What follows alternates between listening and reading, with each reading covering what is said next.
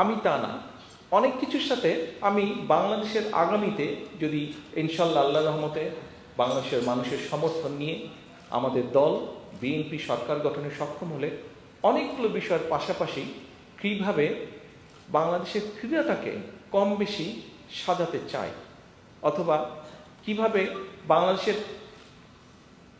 আগামী ভবিষ্যৎ প্রজন্ম যারা তাদের ভিতর থেকে খেলোয়াড় বের করে নিয়ে আসতে চাই, বিভিন্ন ডিফারেন্ট স্পোর্টসের খেলোয়াড়কে বের করে নিয়ে আসতে চাই, এটা সম্পর্কে খুব সংক্ষেপে আপনাদের সামনে তুলে ধরতে চাই। এখন গতকালকে বিকেলে আমিনুল আছে এখানে, ওর বক্তব্য একটু আগে আপনারা শুনেছেন। আমিনুল সহ আরো কয়েকজন ঢাকা থেকে এই অনুষ্ঠানে যোগ দেওয়ার জন্য এসে পৌঁছল। প্রায় দেড় দুই বছর আগে আমিনুল আরেকবার এসেছিল লন্ডনে। তখন এক ফাঁকে আমি ওর সাথে আলাপ করছিলাম, ঠিক একই আলাপগুলো প্রায় দেড় দুই বছর পরে গতকাল আবার আলাপ করছিলাম। সেই আলাপের বিষয়টা কি ছিল? সেই আলাপের বিষয়টা ছিল, আপনাদের নিশ্চয়ই মনে আছে যে বেশ কয়েক বছর আগে, এখন এই মুহূর্তে বোধহয় নেই সেটা, কয়েক বছর আগে বাংলাদেশে একটি অনুষ্ঠান হতো, খুব সম্ভবত একটি টিভি চ্যানেল এটি অনুষ্ঠানটি চালু করেছিল, তোমাকেই খুঁজছে বাংলাদেশ, একটা অনুষ্ঠান হতো টিভিতে। সেই অনুষ্ঠানে বিভিন্ন কালচারাল বিষয় আমাদের ভবিষ্যতে যারা নতুন প্রজন্ম, যারা ভবিষ্যৎ, তাদের ভিতর থেকে বের করে নিয়ে আসা হতো। কেউ হয়তো ভালো মিউজিশিয়ান, কেউ হয়তো ভালো গান গাইতে পারে, কেউ হয়তো ভালো কবিতা আবৃত্তি করতে পারে, এরকম কালচারাল লাইনে যারা ভালো আছে এরকম ট্যালেন্ট খুঁজে নিয়ে আসা হতো। তা আমি আমিনুল সাথে কয়েক বছর আগেও আলাপ করেছিলাম, গতকালকে আলাপ করছেন যে আমরা স্কুল থেকে, বিশেষ করে যদি আমাদের ভবিষ্যৎকে, আমি স্কুল কলেজ বলেছিলাম, আমিনুল আমাকে বলে যে ভাই আমরা স্কুলের মধ্যে থাকতে হবে, কারণ কলেজ হলে তারপরে করা যাবে, কিন্তু তারপরে কলেজ হলে একটা বয়সের একটা পর্যায়ে চলে যায়। কিন্তু আমরা যদি স্কুল থেকে ট্যালেন্ট হান্ট করি, যারা স্পোর্টসম্যান, কেউ হয়তো ফুটবলে ভালো, কেউ হয়তো টেনিসে ভালো, কেউ হয়তো ক্রিকেটে ভালো, কেউ হয়তো ভলিবলে ভালো, কেউ হয়তো বাস্কেটবলে ভালো, এভাবে আমরা স্কুলগুলো থেকে বের করে নিয়ে আসবো প্লেয়ারদেরকে। কিভাবে কি বের করে নিয়ে আসবো, কিভাবে এদেরকে বের করবো, এটা আরো লম্বা বিষয়, অনেক প্ল্যানিং এর বিষয় আছে, কিন্তু সেটা আমরা করব। আমাকেও বললো যে ভাইয়া এই মুহূর্তে বাংলাদেশে 5টা বলেছিলেন বিকেএসপি, 5টা বিভাগে আমাদের আছে, আমরা যদি চারটা বিভাগে আছে আমাদের, আমরা সবগুলো বিভাগে একটা করে বিকেএসপি করতে চাই।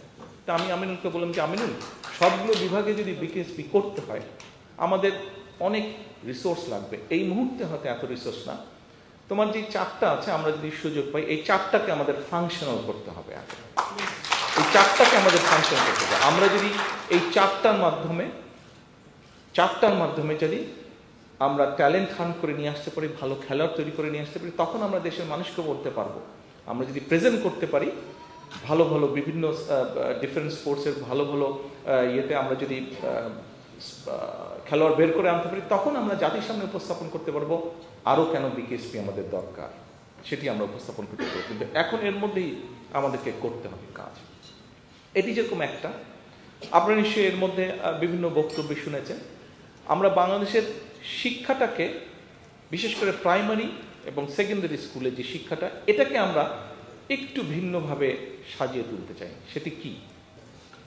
সেটি হচ্ছে যে ছেলেমেয়েরা শুধু পড়ালেখা করবে, রাত দিন পড়ালেখা করবে, এটা কেমন কথা? খেলতেও তো হবে। কারণ খুব সিম্পল ব্যাপার,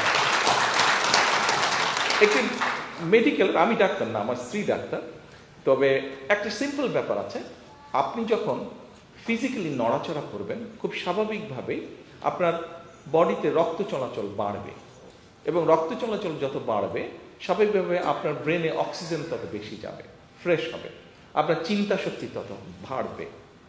অক্সিজেন যত বেশি মাথায় যাবে তত চিন্তা শক্তি বাড়বে। সেই জন্য খুব স্বাভাবিকভাবেই যেই ছেলেটা খেলাধুলা করবে তাকে যদি পড়ালেখার ভালো সুযোগ করে দেওয়া যায়, তার কিন্তু পড়ালেখাটাও ভালো হবে।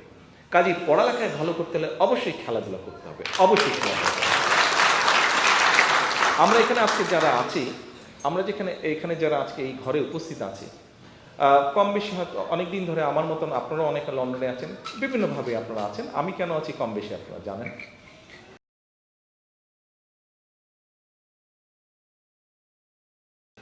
যখন লন্ডন শহরের বিভিন্ন জায়গায় যাই, তখন একটা জিনিস দেখলে মাঝে মাঝে একটু কষ্টও লাগে। আপনারা নিশ্চয়ই খেয়াল করেছেন যে প্রতি পাড়াতে বা প্রতি এরিয়াতে সুন্দর সুন্দর মাঠ আছে, গ্রিন সবুজ মাঠ, দেখলেই মনে হয় মাঠের মধ্যে দৌড়াদৌড়ি শুরু করি। এবং অনেক মাঠ আছে যেগুলোর পাশে সুন্দর করে হয় আপনার বাস্কেটবল অথবা ভলিবল অথবা টেনিস কোর্ট অথবা বিভিন্ন রকম ব্যবস্থা করা আছে, বিভিন্ন স্পোর্টসের ব্যবস্থা করা আছে। দেখলে মাঝে মাঝে একটু হিংসা হয়, খারাপও লাগে, আচ্ছা ভাই আমরা কেন এরকম করতে পারবো না।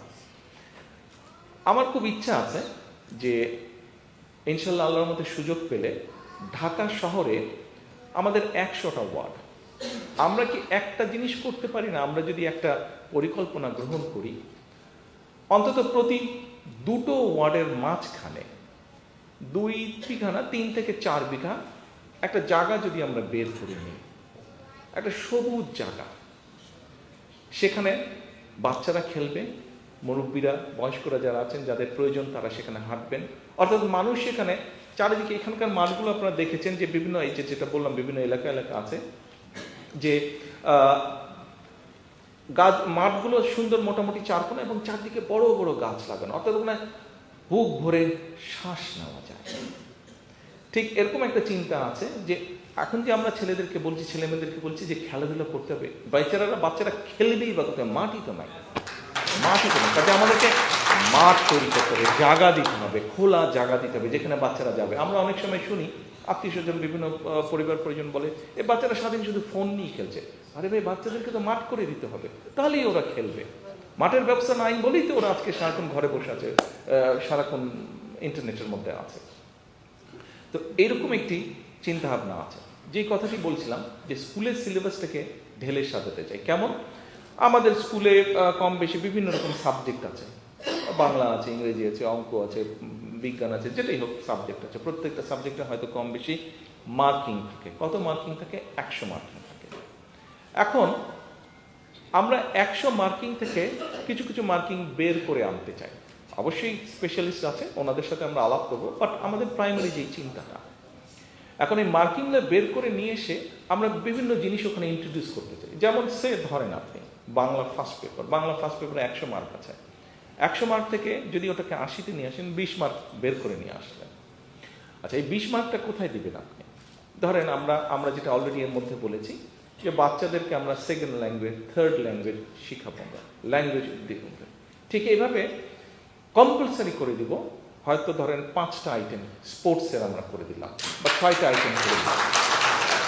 যেই বাচ্চার যেটা পছন্দ সে সেই স্পোর্টস টানবে, কিন্তু স্পোর্টস ওকে করতেই হবে। It can be football, it can be basketball, it can be volleyball, it can be cricket, what ever it is, তাকে একটা স্পোর্টস করতেই হবে। ছেলেদের এবং মেয়েদের সবাইকে স্পোর্টস করতে হবে, কারণ ঘরে বসে রাখতে চাই না বাচ্চাদেরকে, তাদেরকে মাঠে খেলতে হবে। এবং ওখান থেকে ওই যে বলছিলাম আমিনুর সাথে কথা, আমন বলছে ভাইয়া বাচ্চাদের ভিতর থেকে, স্কুল লেভেল থেকে আমাদেরকে ট্যালেন্ট ফান্ড করে নিয়ে আসতে হবে।